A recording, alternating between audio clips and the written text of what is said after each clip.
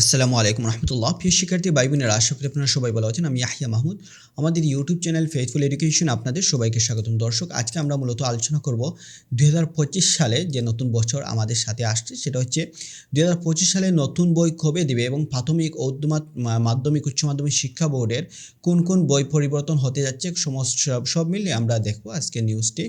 তো আমরা প্রথম সেটা হচ্ছে আমরা দেখতে পাচ্ছি প্রায় 441টি বই, পাঠ্য বই আপলোড হচ্ছে অনলাইনে। ইতিমধ্যে 441টি বই অনলাইনে পিডিএফ আকারে তারা আপলোড করে দিয়েছে, এবং যেগুলো হচ্ছে পরিমার্জিত, মানে যেগুলো সংশোধন করেছে।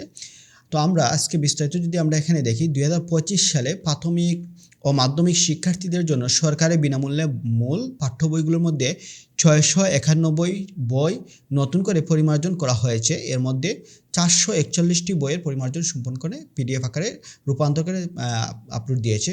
তো আপনাদের যেটা প্রশ্ন, সেটা হচ্ছে আপনাদের বই কবে দিবে, প্রাথমিক উচ্চ মাধ্যমিকের বই কবে দিবে সেটা নিয়ে আমরা দেখতে পাচ্ছি। সেটা হচ্ছে আপনাদের আগামী 20 জানুয়ারির মধ্যে শিক্ষা প্রতিষ্ঠানে পৌঁছে দেওয়ার পরিকল্পনা নিয়েছে।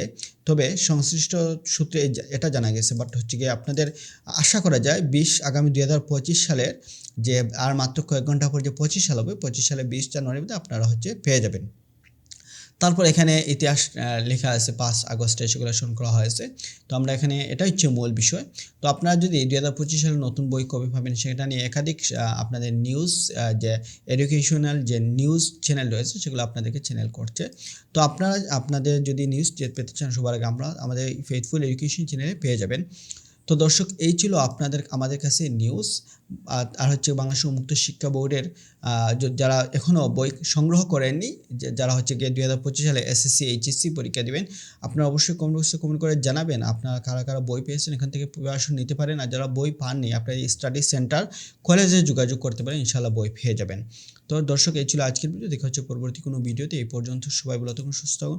যাওয়ার আগে একটাই রিকোয়েস্ট, আপনি আমার চ্যানেল নতুন হয়ে থাকেন অবশ্যই চ্যানেলটি সাবস্ক্রাইব করবেন। আল্লাহ হাফিজ।